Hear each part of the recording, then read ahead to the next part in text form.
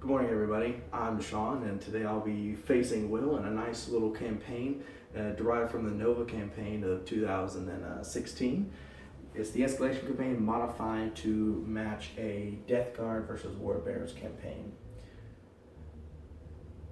So the first game is going to be 1,000 points, and it's going to be attacker versus defender. The Warbears have jumped on the planet first, and shortly following them is a Death Guard detachment. We're going to go more into. Will's going to brief everybody on the fluff behind this campaign, but it's going to be 1,000 points of rock and roll Space Marine on Space Marine action. And all right. Well, you want to go ahead and give us the intro on your 1,000 points of Word Bearers? Oh yeah, absolutely. So, for me, I have a squad of 5 Terminators over here, and with them is a Diabolist with. He has the banner in the center. I gave them dark channeling, and they are zealots for the duration of the battle. And over here, I have a 12-man tactical marine squad with a chaplain. That 12-man squad, they have +1 strength from dark channeling, and the chaplain is right here. He's got a plasma pistol and a power weapon. And over here, I have a Cordis class dreadnought with a carries assault cannon, inbuilt twin link bolter, and power fist. And finally over here is another 12-man squad. They have dark channeling, and they are zealots for the duration of the battle. That's 1,000 points of Word Bearers. All right, thanks. Okay. All right, good morning again. Welcome to another 30K. Got some 1,000 points of Horus Heresy action. Let me give you a little more backstory on the fluff. So, after the betrayal at Calth, by which time this Wordbearer faction had become known as the Unspeaking, led by Chaplain Dal Hashem. This faction, following Isfan, has come to planet 777.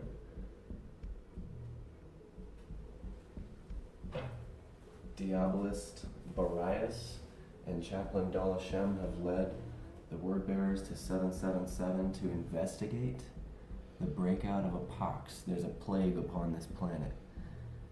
There may be artifacts responsible for it, and those artifacts may be useful.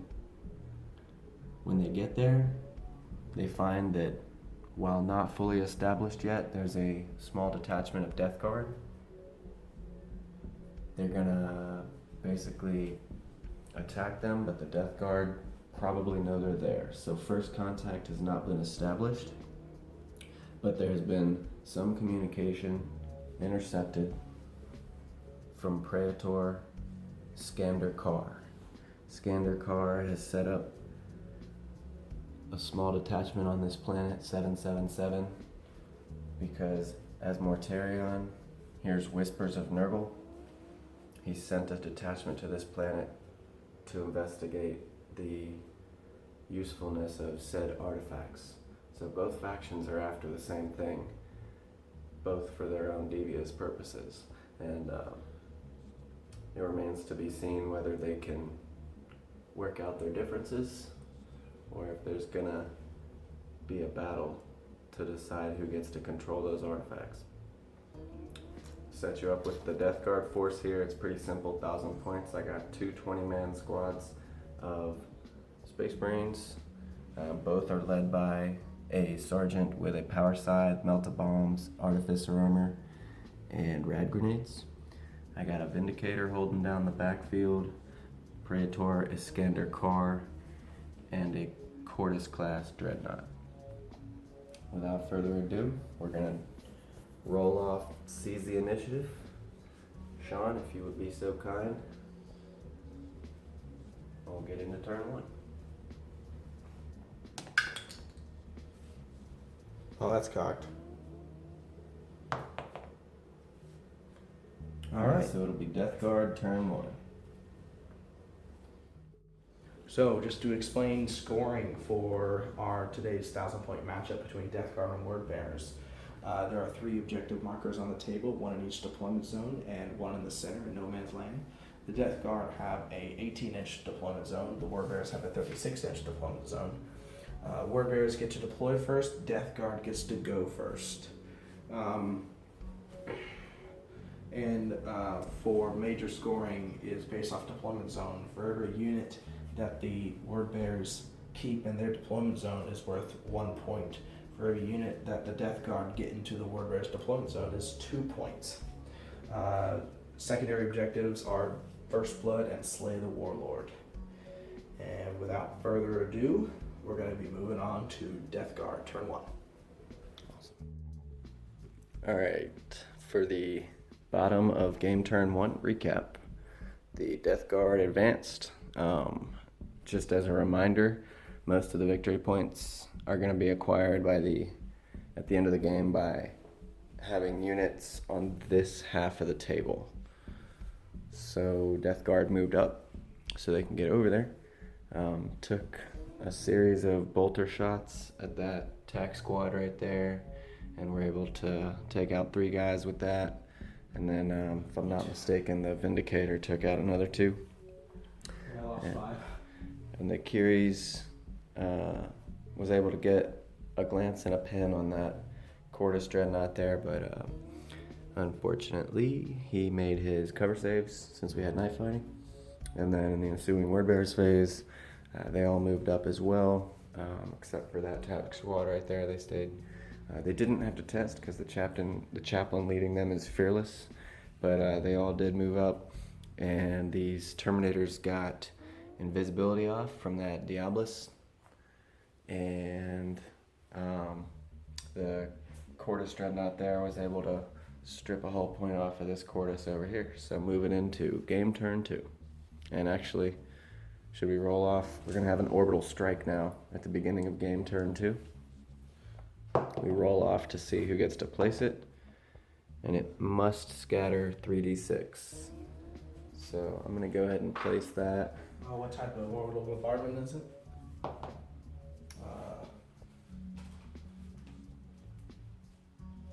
It is a dud. Place no template this turn. All right. Thanks for rolling a 1 for me, Sean. All right, we'll be back at the bottom of turn 2. All right, let's give you the recap for game turn 2. Death Guard didn't move up quite as much this turn because while they still need to get into that deployment zone, they also need to live. So they did a little tactical retreat right here just to try to stay out of charge range of those invisible Terminators. Vindicator moved up, took a shot on the Cordis Contemptor over there, but he made his save.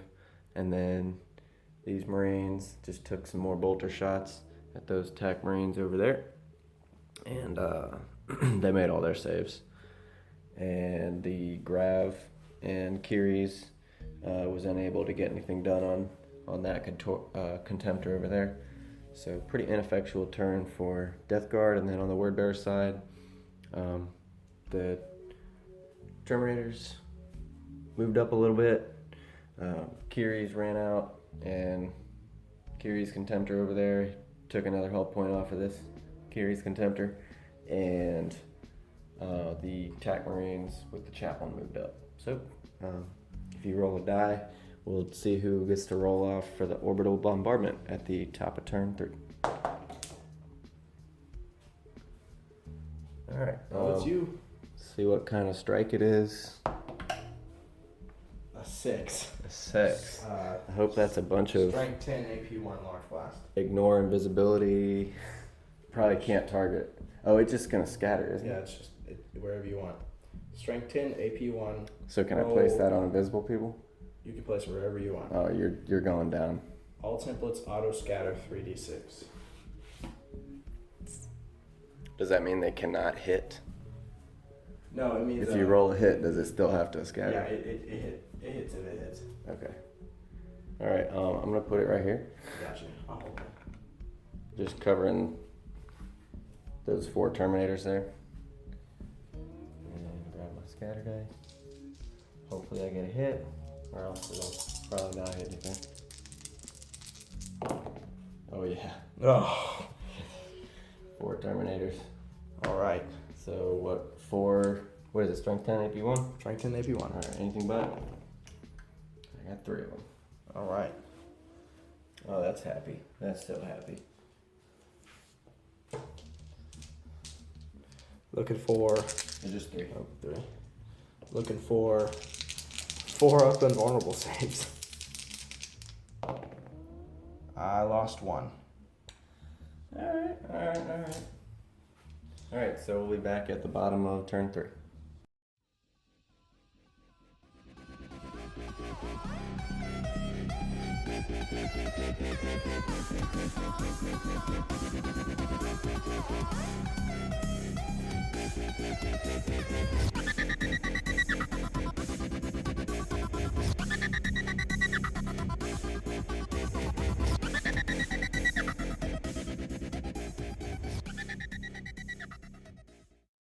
Alright, jumping back into the action, bottom of turn 3. Word bearers are going to attempt to get 3 charges off.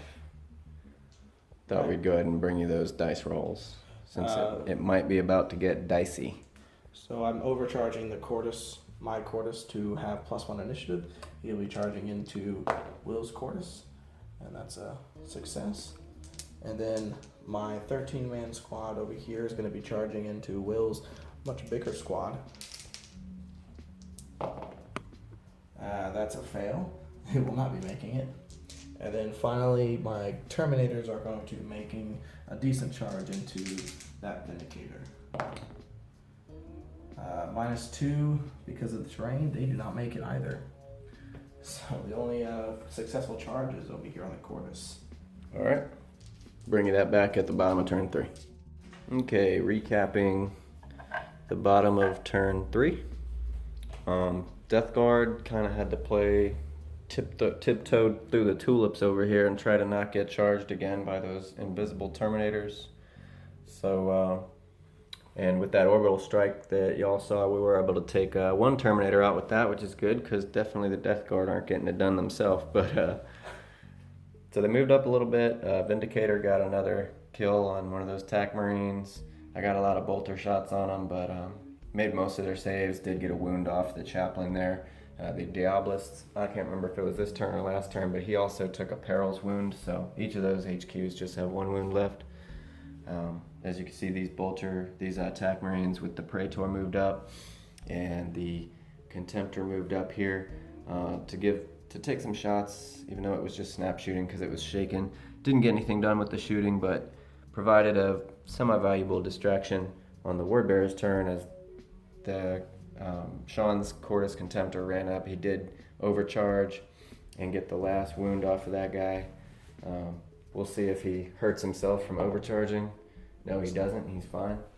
So he got the +1 initiative and was able to make the first strike and kill that Contemptor there. And now he's kind of just blocking up those TAC Marines. And that's really smart because it's variable game length. We have at least 2 more turns, but it's going to be really hard for, Death Guard have been kind of forced to just stay back a little bit just to stay alive. So there's really only 2 units, maybe 3 with the Praetor if he's close enough, that even can possibly get onto Sean's table half. And that's where they have to get in order to score any points. Other than that, we're just playing, you get a point for each objective, you get a point for First Blood, and you get a point for Warlord. So, alright, we'll bring you another. Well, actually, let's go ahead and do this orbital bombardment and see who gets to drop it this turn. Alright, Sean gets to put down. What type is it? The big blast. It's a 3, so it's strength 4, AP 5, large blast. Okay.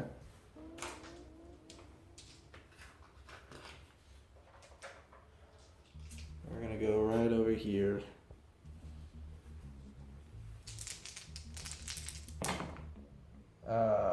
That's way off. Yay. It's going 10 inches. Alright, we'll bring you back another recap at the bottom of turn 4. Okay, to recap game turn 4. See, once again, the Vindicator was able to pop one of the Terminators. I had a bunch of bolter wounds from this squad that Fury of the Legion at the Terminators as well, since they weren't invisible this turn, and was able to get 1 more of them. So got 2 Terminators from shooting, and then let's see, not much else. I think this squad did not shoot in their shooting phase so that they could charge. They did They did get their charge off, but the heavy-hitting guys, the Praetor and the Sergeant, weren't able to get engaged in combat, so it didn't go that well. But so the Chaplain's squad, they were still standing, and they on the ensuing bottom of turn 4, the Word Bearers, the Terminators ran in and charged on this squad, which was in combat there with the Chaplain's squad. Additionally, the other tack squad came in to support as well. And the fear check from the Diabolist, since he's a demon, the Praetor failed it. So it means the whole squad was weapon skill 1. So that actually was devastating. So the Praetor was able to score a hit and get a wound and got the Diabolist in combat, but other than that, I lost 10 Marines. Sean only lost 2 guys, so I lost combat by 8, and I rolled a 3 against my leadership 10, so I had to roll a 2. So they ran. Luckily, although they got routed, they didn't get swept, so they're still alive, but they fell back 8 inches. And in more unfortunate news for the Death Guard, the Contemptor ran up and put an end to that Vindicator. So going into the top of turn 5, potentially the last turn, and I'll go ahead and roll to see if those guys rally. They need the Praetor's a leadership 10, so they'll rally. So that's a little bit of good news, but we'll see. Barias is dead. Oh yeah, so the Diabolist, Barias, he did perish, so we'll roll that hero chart at the end of the game, and we'll be doing a part 2 of this game, and it looks like the Death Guard will be out for vengeance, but we'll bring you a recap at the bottom of turn 5. Gonna jump in at the bottom of turn 5 and show y'all all these dice. There's some Fury of the Legion going on right here. So Death Guard is just hanging by a fingernail in this game. And on what could be the last turn, the Word Bearers are trying to solidify the victory. Look at all those dice. Take out the misses. That is a Furious Legion right there. They only succumb to the Dark Gods first.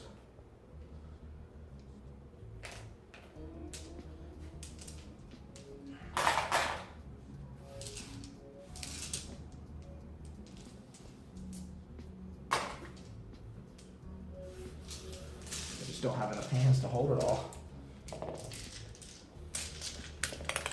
I'm too big to have these little ass hands.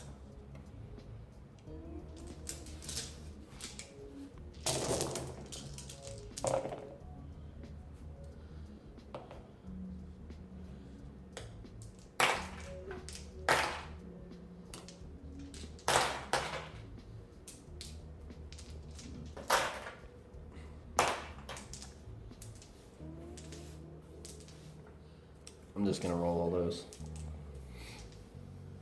I'm just gonna make a bunch of saves with your dice. What do you think about Okay, that? that's fine. 19.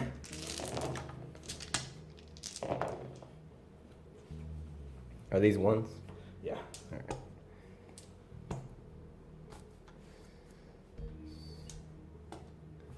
Looks like 9 dead, 9 wounds anyway. So I probably should have rolled those. God damn it. Well, 3 of them are 2s. And then 4 of them are 2s. All right, so I should have rolled those one at a time, but basically out of 7 bodies that were standing there, we've determined that the Praetor is alive with 2 wounds remaining because of lookout sirs and artificer armor and stuff like that. All right, so that was some Furious Vultures, and we're gonna finish up turn 5 real quick, see what this Dreadnought does, and be right back with the recap. All right, as promised, bringing you the recap at the bottom of game turn 5. So due to all the Fury of the Legion shooting, the Praetor is the only man standing right there. And then the attack squad with their sergeant got routed by a Terminator and a Dreadnought charging in. They failed their, they lost 5 bodies, and they failed their leadership with the reroll on the morale due to Legion Vexilla. and then they got swept by the dreadnought. So they're gone. The only man standing on the Death Guard side is the Warlord, and Sean's gonna roll to see if the game goes on. At the bottom of turn 5. On turn 5, see if the game goes on. The game ends. All right. So, Sean, how many points are you gonna score? Well, so I'm gonna score 1 for the chaplain in his unit. You got First Blood. I got First Blood. I didn't get Warlord, and I'm gonna score 1 for this objective. So I got a total of 3. Okay. You got. Yeah, because you got First Blood and then these 2 objectives. That one and then being in your deployment area right there. So you got 3. And I'm First not. Blood. Yeah, those 2 objectives and then Warlord. So 3. And then I'm actually not gonna score any points because I didn't get Warlord, I didn't get First Blood, and I don't have either objective, and I don't have anybody in that deployment zone. So a 3-0 victory for the Word Bearers. And Sean, if you would be so kind to hold the selfie stick real quick, get me on camera with the hat of shame. We decided the hat of shame will be worn by the losing side. So hopefully we are playing part 2 of this mission. First contact has been had with a very decisive victory for the Word Bearers. I would be happy to go back and tell my superiors that we took out a tank, a dreadnought, lost a couple of bodies, and almost wiped a force. Now on the Death Guard side, Skander Carr is going to be able to live and go home to go back to get reinforcements and bring them back in part 2. And then we'll also at the when we commence part 2, we'll show you the outcome of the hero table and whether Barias, the Diabolist who died, is going to sustain any lasting permanent injuries or not. Hope you enjoyed the game. Stick around and click on part 2 of the battle to see the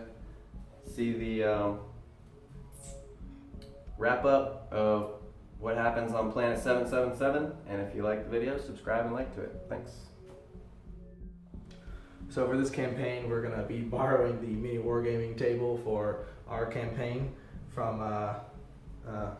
Thanks, guys, for your post on this one.